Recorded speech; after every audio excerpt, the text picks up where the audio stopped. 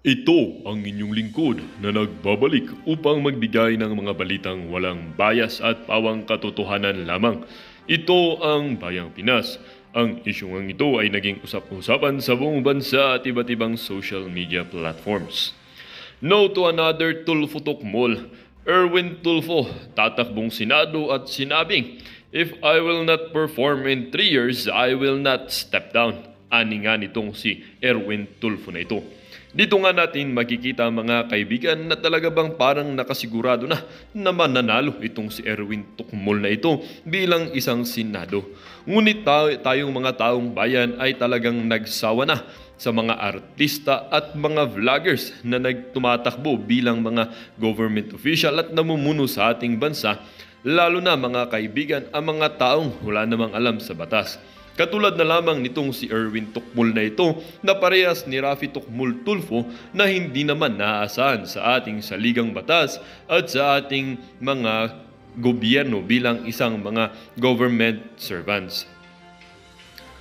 ACT Party List or Association for itong tinatawag na ACT Teachers ay gumagawa na naman ng bagong impeachment campaign laban dito kay Vice President Sara Duterte. Tila ba itong mga tiwali na ito o tinatawag nating mga makakaliwang party list ay talagang ayaw lubayan itong si Vice President Sara Duterte at patuloy pa rin nag-ahahain ng impeachment campaign laban dito kay Vice President Sara Duterte kahit na ilang beses na ibinabasura ito ng ating Korte Suprema. Talaga bang makikita natin ang kanilang resilience? Ngunit mga kaibigan, alam naman ng Korte Suprema na wala namang ginagawang masama itong si Vice President Sara Duterte, kaya walang dahilan upang ma-impeach itong si Vice President Sara Duterte. Presidente Kuting ng Norte, patuloy pa rin sa paggamit ng pulburon. Kahit mga kaibigan ay talagang lugmok na sa kahirapan ng ating bansa ngayon, ay patuloy pa rin na naggagamit itong si Presidente Kuting na ito na ipinagbabawal na bushabs kung saan talaga mga kaibigan ay hindi niya kayang mapampamunuhan ng ating bansa dahil nga sa paggamit niya ng substansyang ito. Kaya na lamang mga kaibigan ay hindi na rin maiwasan ng ating mga mamamayan at mga netizen na magbigay ng kanilang mga hinaing. Sayang ang perang inuutang sa World Bank kung pinapamudmud lang sa tao, ayuda. Dapat sa pakikinabangan na pangangailangan gamitin. Team Duterte, straight vote, tunay na magmamalasakit ng bayan, walang bahid Dutertes lang ang inaasahan ng taong bayan. Duterte solid forever. Hanggang ngayon, nakapila pa rin tapos di mo magamit ang PhilHealth kung di ka makonfine ng matagal. Bulok ang batas sa paggamit ng PhilHealth. Lahat nagpo-perform depende kung anong klaseng performance ang nakikita natin sa kanya. Positive ba sa ating paningin ang performance niya or negative ba sa ating paningin sa kanya? Patunayan na lang ni Erwin Tulfo na maganda at nakakabuti para sa mamayang Pilipino ang performance niya. Big no pa rin, Erwin Tulfo. Maniniwala ka sa kanya, doble kara siya eh. Hindi niya may takwil ang kanyang katotohanan or katauhang kano tapos makikialam siya sa problema ng Pinas. Nasaan ang kanyang sinseridad? Ibig sabihin nun ay opportunistic siyang tao.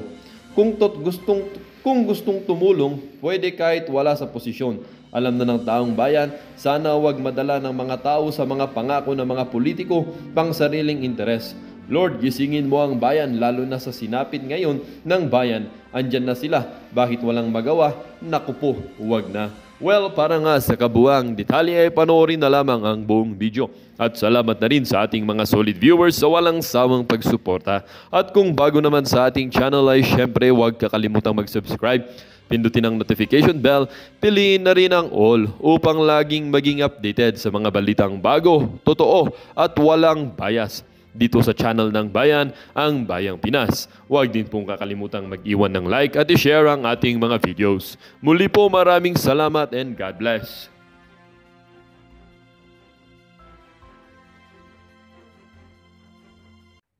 Spearhead the distribution of nearly 100 million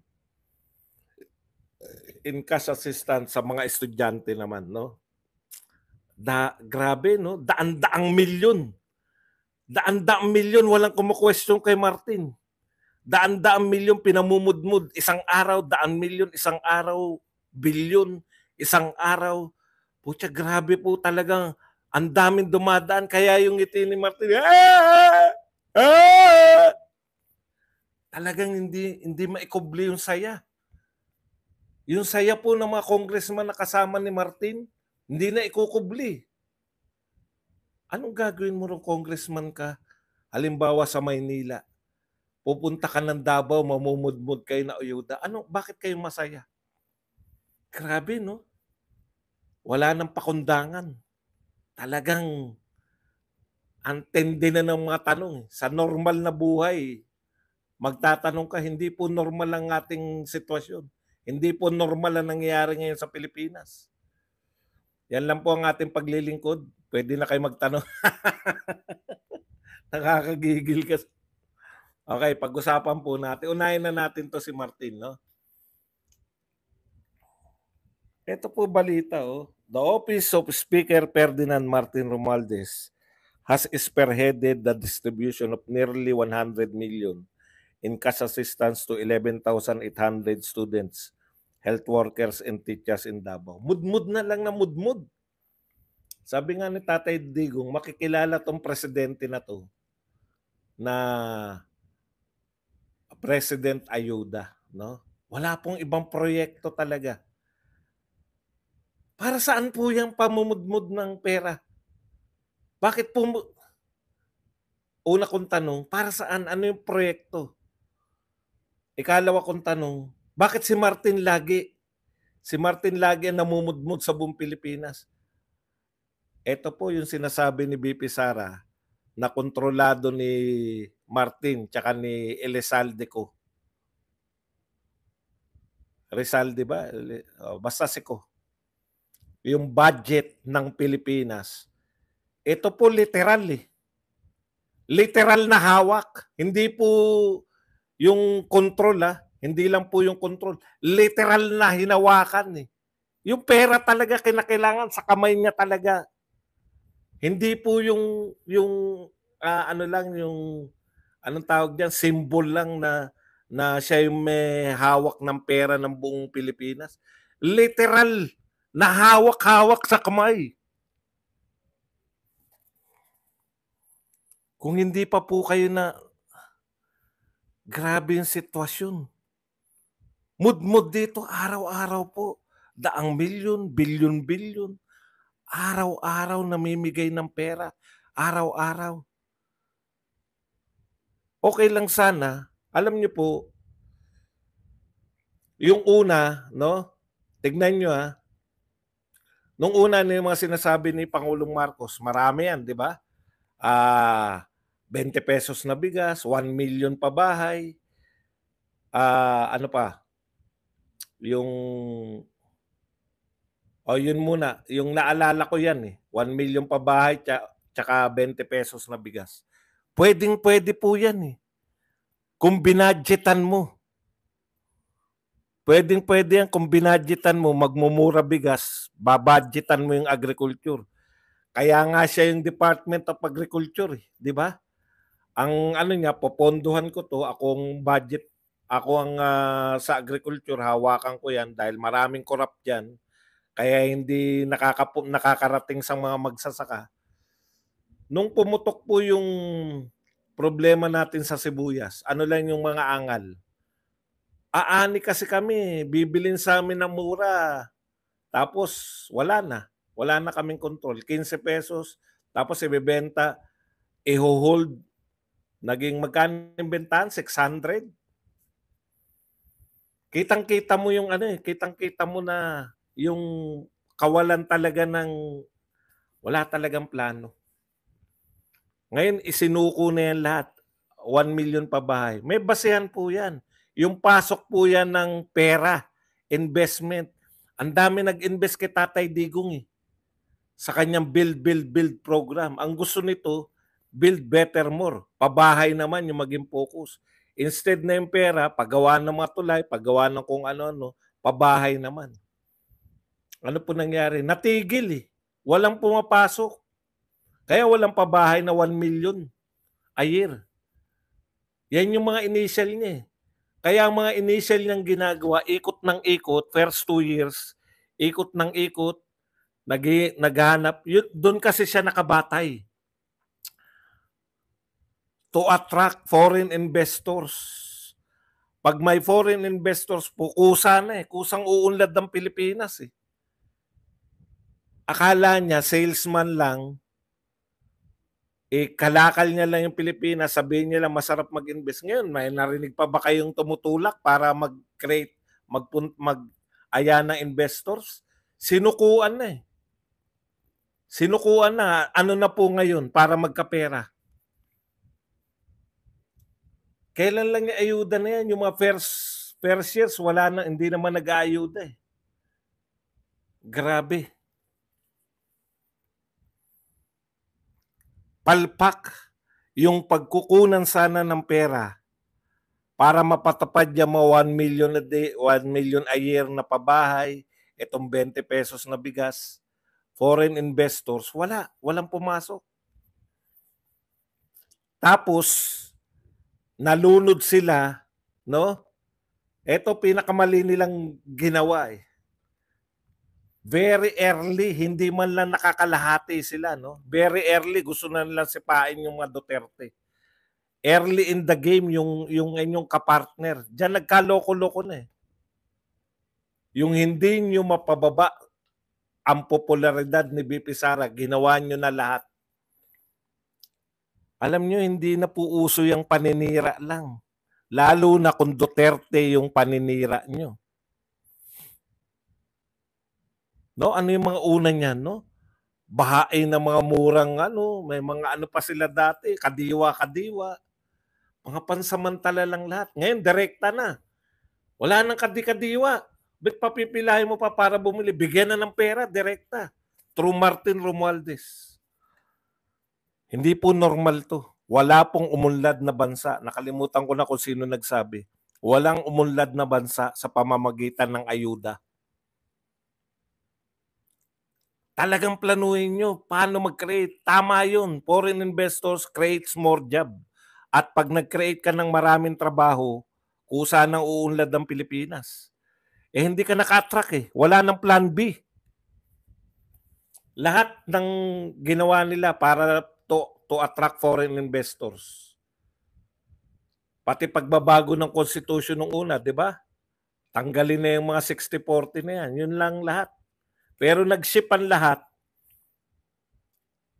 nung pumasok na yung ambisyon na siya yung papalit.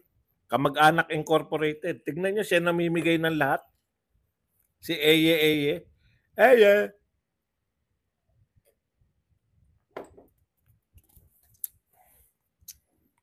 Nung pagpasok ng ambisyon, eliminate natin yung hadlang, yung kaisa-isang hadlang, no? Sa pangarap na maging prime minister o maging presidente. Sabi ni BP Sara yan. Eliminate natin. Kaya nagka-leche-leche ng Pilipinas. Panay investigasyon na walang Pero alam niyo po, grabe yang pong flood control program na yan. Grabe po pera niyan. 1.4 billion a day. Ilan lang po ang mga congressman at mga senador? 300 plus lang.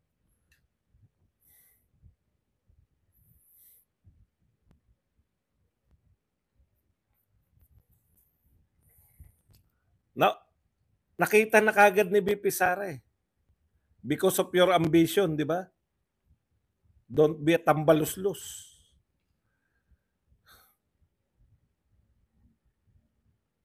Wala talaga eh.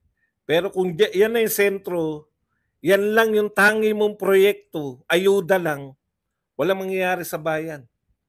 Ito na po yun, hindi pa nakakakalahati. Sa 2025 pa lang po nangangalahati. Pero ano na po ang tunguhin? Maghanap ng tax. Yan, may ibat na po pati Netflix. Maghanap ng tax, maghanap ng maibebenta, at maghanap ng mauutangan.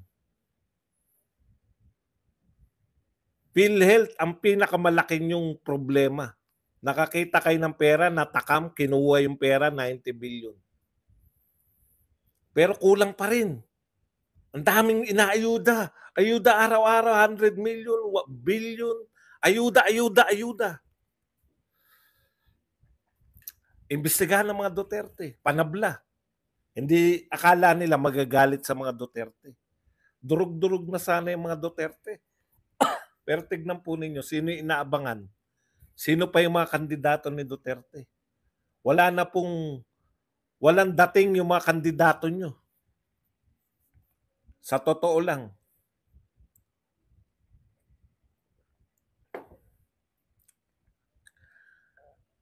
Itong deklarasyon na to, I will resign in 3 years. Arrogante. Napaka-arrogante. Ibig sabihin, panalo ka na sa tingin nyo. Parang sinasabi, alam ko naman mananalo na ako. Pero ito lang po ang ano natin. I will resign in 3 years. Tinanong siya ng reporter, ano po bang mga gagawin nyo? Babrasuin ko yung PhilHealth. Babrasuin ng PhilHealth? Tingnan niyo po. Bakit? Sige, paliwanag niya. Bakit ano yung ibig sabihin ng babrasuin yung PhilHealth? Ang ibig daw sabihin ng babrasuin yung PhilHealth, yung mga hindi tinatanggap. Yung mga mahihirap daw, yung PhilHealth, hindi kinakilala na St. Luke's pa yung halimbawa. Tsaka mga kinakailangan, brasuin yan para, babrasuin. Parang extension na naman ng mga rapid tulpo in action May isang tao na nangangailangang mapasok sa ospital, hindi po pangkalawakan Yung pa-isa-isa pwede po yan No? Babrasuin niya yung PhilHealth, babayaran niya.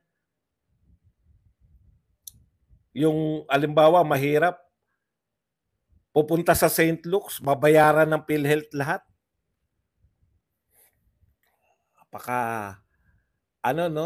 Imposible.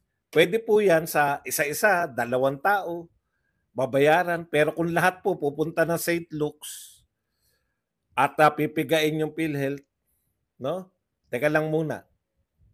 Ang ganda ng pakinggan, di ba? Pag wala akong nagawa, 3 years, ako ay magre-resign. 3 years? Teka muna. Election yun 2028. Baka talaga magre-resign ka dahil tatakbo kang Vice President. Alam nyo, ipanalo nyo muna. Mga kapatid, tinatawaran kasi tayo Alam ko maraming boboto sa inyo sa tulpo. Kasi iniisip nyo, etong mga to, nakakatulong. Totoo naman yun. Sa programa nila. Sa isang araw, ilan ba natutulungan nila sa programa nila?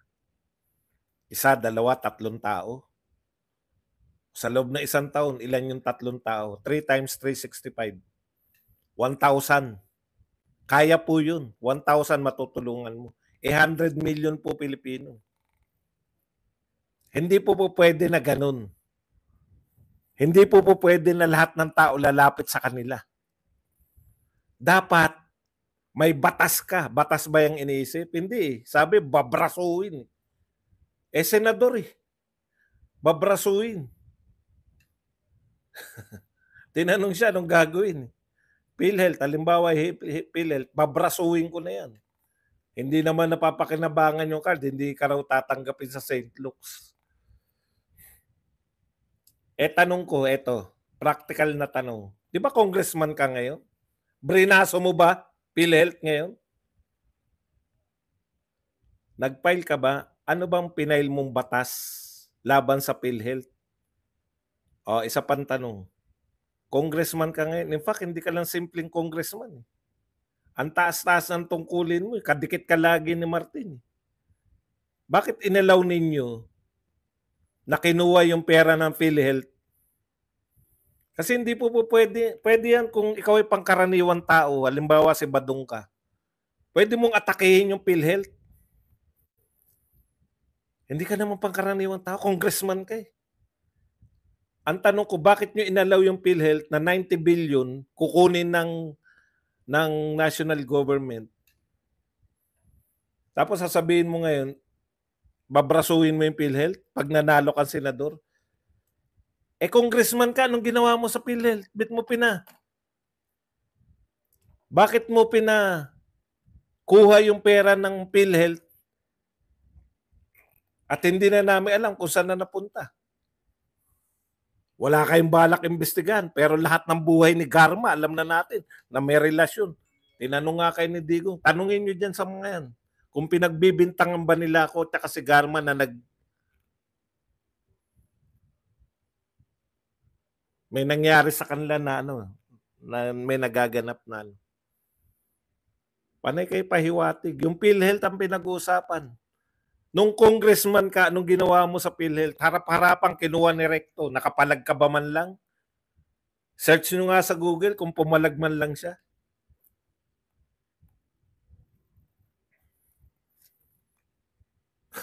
Hindi ka dapat sukatin yung gagawin mo in the future. Sukatin ka dapat ngayon. Ano ba batas mo ngayon, congressman ka, tungkol sa PhilHealth? Ang concern namin, bakit nyo pinamigay, bakit kinuhanan yung PhilHealth ng pera? Kasama ka sa mga, lagi ka nakaalalay kay Martin. Alam nyo po, ang boto nyo riyan kay Erwin Tulfo, boto nyo kay Martin. Ano sabi ng Alliance of Concerned Teachers? Basahin natin ang sinabi nila.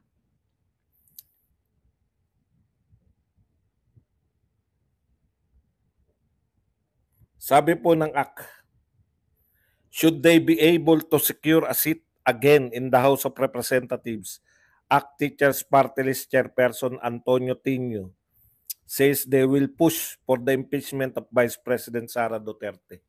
Ito po ay hindi na po haka-haka. Plano na Ipupush nila.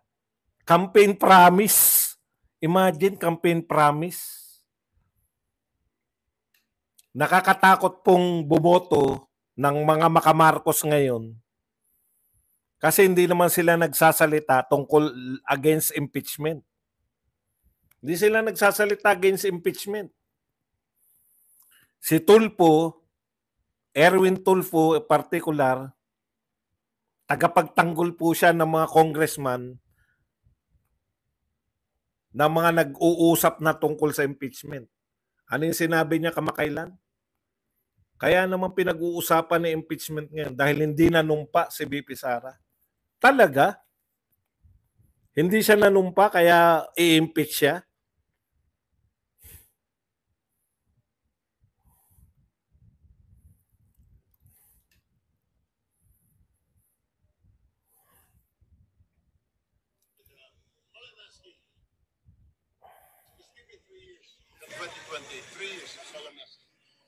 If I will not perform in 3 years, but 2025, kumawa ng Diyos pala rin hanggang 2028, wala po tayo nagawa, do not step down.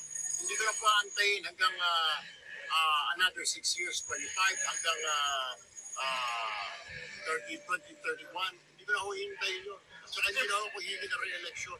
Tayin niyo ho ako, I promise. Just give me 3 years. Ganun din po yung sinabi ko sa DSWD, just give me a few months. That will make a difference. And I did. So ngayon po, kaya malakas po ang loob ko na I can make a difference. May magagawa po tayo yan. Dahil kung hindi, bababa po ako sa 2028. Ano yung isitahin? May magagawa daw siya within 3 years.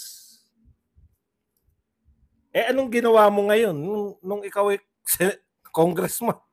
Ipagmalaki mo muna. May magagawa daw siya. Sigurado daw siya kasi pag 3 years wala siya nagawa, tanggalin na. Dapat pinagmalaki mo yung ginawa mo. Ngayon. Ito sa ano. Ako sa social media, singilin nyo. Si Ben, pag nakalusot kayo, huwag namang maipahiya yung pangalan natin. One key priority, you promise that you can deliver in 3 years. Isa po dyan, yung sa PhilHealth po, paprasuhin ko na ho, kasi ngayon, may PhilHealth na nga, useless ho eh. Hindi mo magamit dalhin mo sa emergency room ng mga St. Luke's, ng mga Cardinal, baka hindi ka pansinin eh. Paprasuhin ko na ho itong PhilHealth na ito natanggapin yung PhilHealth card mo. Wala kang pera, kailangan tanggapin mo yan, kaya kailangan ponduhan ng PhilHealth yan. Kasi otherwise useless. Di ba? Ang gagawin niya raw, brasuhin yung PhilHealth. Dahil may emergency ka, hindi kinikilala ng St. Luke's Cardinal. Yun na yun yung programa mo sa PhilHealth. Bakit hindi mo, ang tanong ko nga uli, hindi naman po trabaho ng mga senador yung brasuhin. Alam niyo po na pagkakamali po nila, nalilito sila eh. Ang pangunahing trabaho po ng senador, batas. Anong batas yung isusulong mo? Doon pa lang po sa premise na babrasuhin mo. Private yan eh. Nagtayo po sila ng private hospital para kumita. Babrasuhin mo lang, ganun lang. Tsaka ito pa po, hindi po practical yan eh. Kasi iniisip nila, kilala lang nila ospital, St. Luke's, Cardinal Santos, mga ospital na pangmayayaman. Kung ikaw po ay taga-probinsya, hindi ka naman po pupunta sa St. Luke's eh. May dala-dala kang PhilHealth card eh. Hindi mo po iisipin yun. Siyempre, dito ka lang po. Ang problema po ng mga mahihirap na tao, yung ospital po, nakapila po yung mga tao. Pag maraming pasyente, maghihintay ka ng, di ba? Nung panahon po ng pandemic, talaga pong totoo yan. Nakapila po, may mga sakit na, halo-halo na ron. Wala pa po. Diyan lang muna kayo. Diyan lang sa lobby yung mga tao. Sa mga ospital. Hindi pa natitignan nyo kung COVID ba o kung ano ba. Kaya nagkahawa-hawa na sa ospital kung nung panahon ng COVID, ikaw ay pumunta ka sa mga ospital, kumpul-kumpulan ka doon, nahawa ka na sa COVID kung ang sakit mo lang ay hinihika ka. Yun po ang problema, hindi po yung mga St. Luke's na yan. Paano nyo po susolusyonan na una, yung mga ospital natin magkaroon talaga ng mga pasilidad? Hindi lang naman po si Rapi, ito rin si Erwin. Gobyerno po yung kumuha eh. Katropa po nila, yan po yung danger. Bakit lahat ba ng tumatakbo? Sino sa tumatakbo under niyan? Si Pacquiao, isa-isahin nyo. Si Camille Villar, si Tolentino. Sino po tumutol sa kanila? Paglilipat ng PhilHealth. Ganyan po yung bakit hindi sila pwedeng iboto. Lahatan. Kasi hindi mo mapapalagan yung amo mo eh. Simple. Kung ikaw Duterte, meron po bang Duterte tatakbo sa under ng PDP o tatakbo na in-endorse ni Tatay Digong na babanatan niya si Tatay Digong? Siyempre hindi. Di ba? Di ganun din yan. Yung administrasyon, kahit gaano kalakas yung mga yan, hindi babanat yan. Sino po ang, sa tingin nyo ba, si Bato, si Ipe, tsaka si Bongo? Yung apat, dagdag na natin si Jimmy Bundok, yung apat na PDP, magsasalita yan labang kay Tatay Digong? Malamang hindi. Kaya wala po sila, dehin bukiki sila. Administration sila eh. Gracious. God bless Kuya Buds. Thank you very much po sa 125 pesos na pangkape.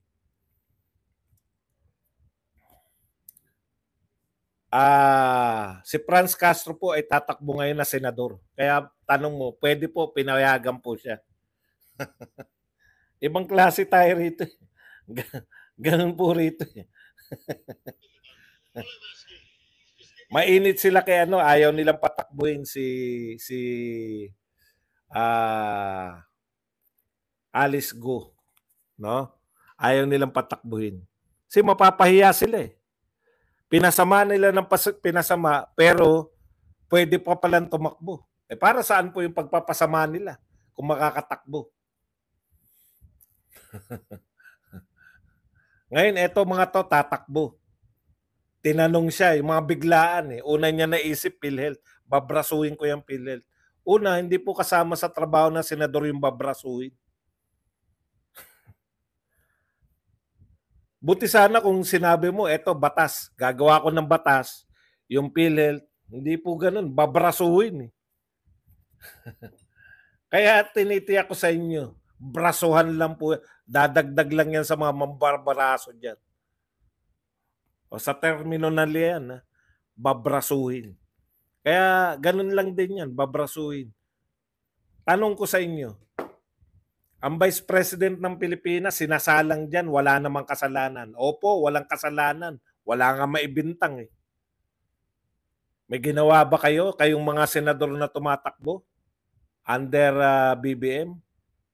Lahat ng senador, pumalag ba kayo na si BP Sara ay binababoy, binabastos, sinisigawan na yes or no lang? Wala. Bakit? Gusto nyo tumakbong admin eh.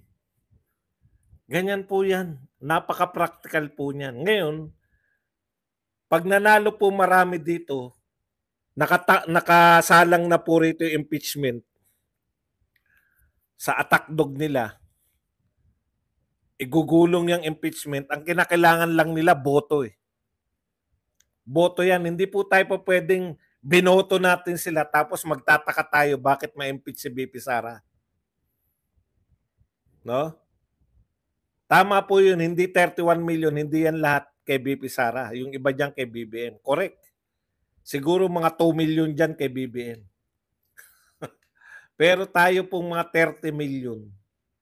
Wag po natin din silang iboto. Si dagdag boto po yan sa impeachment laban kay BP Sara. Wala rin naman mga gagawin. Panahon na nila yan para magsabi ng mga konkretong gagawin. Ano yung konkreto nyong gagawin?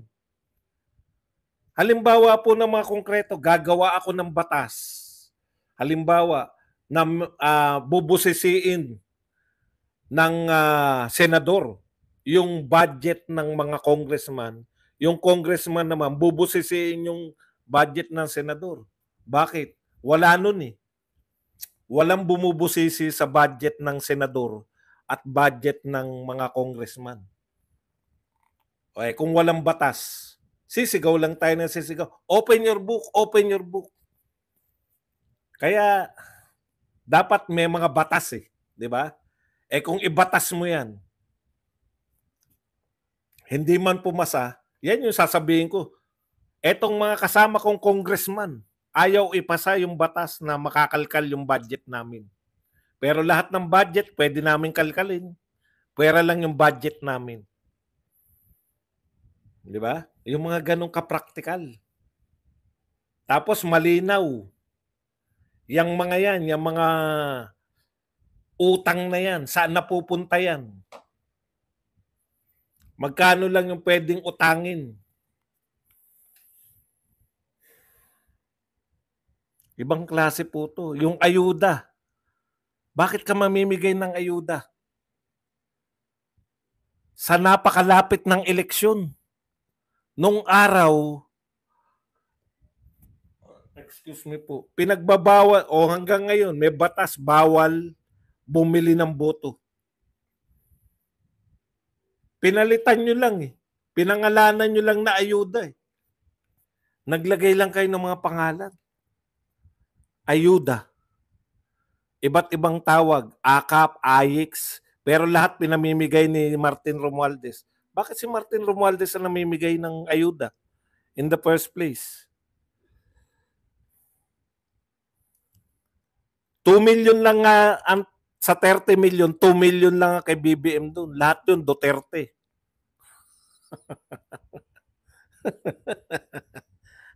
Hindi nyo nakuha yung logic ko eh. Sa 32 million, hindi lahat yan Duterte kasi 2 million dyan kay BBM.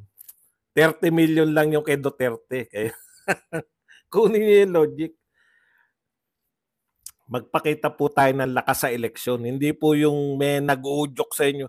Huwag na tayo niyan kasi dadayain lang tayo. Yan po. Tinatama ko na po yan. 3 tao lang sa mga recent election, nagsabi na daya sila. Impractical po yun. Nandaya si Lenny kay BBM noong 2016. Pero yung totoong may pera, si Maroas, hindi niya dinaya si Digong. Di ba? Napaka-illogical. O, tapos si Lenny Robredo, tambak, dinaya, tambak. Dalawa lang, nagpalitan lang sila na akusasyon. BBM dinaya ni Lenny Robredo. Lenny Robredo dinaya ni BBM. Ang malupit si Shell Jokno. Dinaya daw.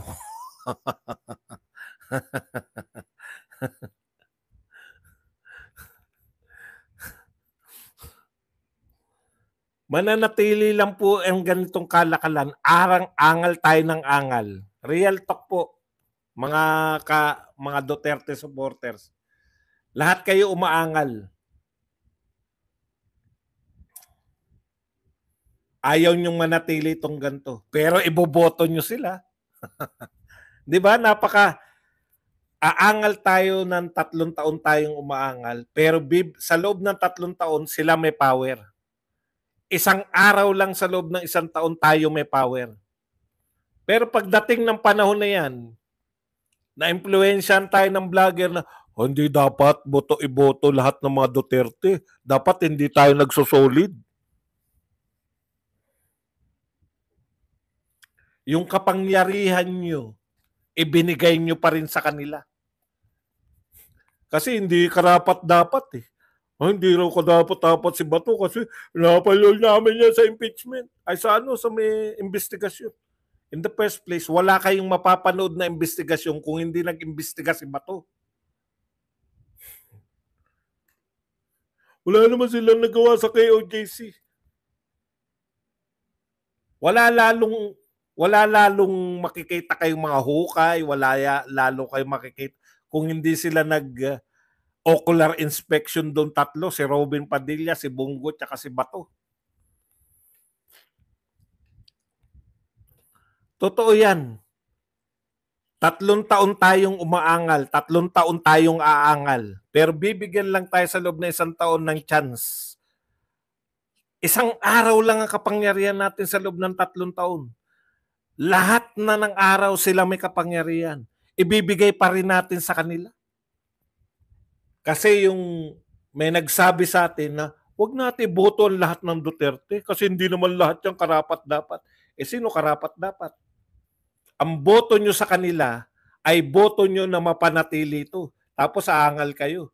Kasi naman ayaw namin ng artista, kaya ayaw namin kepe. Mananalo yung mga artista ng kabila. Ala na, laos ng mga Duterte. Laos na pala, bit narito ka. Tulungan na kita. Laos na raw ang mga Duterte. Laos na pala, bakit?